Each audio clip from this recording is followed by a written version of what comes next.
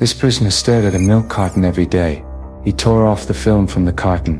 When the prison guard opened the door, he would personally reveal the password for him. He could always succeed with the simplest methods. He knew the guard had a fixed habit of taking a 7-minute break daily, so he made adhesive bowls from tissue and toothpaste and blocked the door lock beforehand. After the guard left, he could easily open the bolt hole and use the 7-minute window to delete the surveillance records.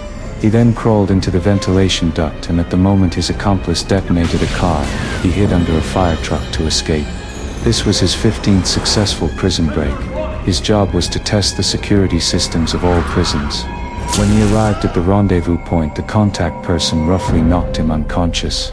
When he woke up, he was in the most secure prison in the world, where there were countless cameras and absolutely no privacy, and the cells were suspended in the air.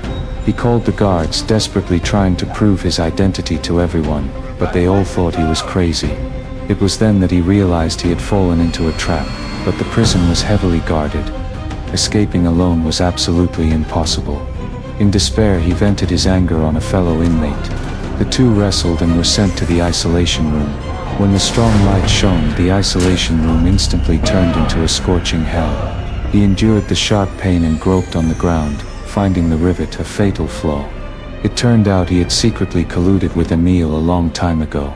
After making full preparations, the two used the same trick and entered the isolation room again. But this time the intense light was even fiercer. He endured the excruciating pain, using a metal block to heat the rivet until all the rivets loosened. He tapped the floor to signal Emil. Emil understood immediately, attracting everyone's attention. He took the opportunity to paste bread dough over the camera, then crawled into the duct. But all the doors in the duct were locked, so he could only climb along the pipe. In his panic, he accidentally tore a cable, and the water pipe instantly burst.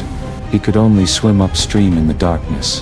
When he finally reached the top of the duct, having used all his strength, he would discover, my prison is built on a massive cargo ship.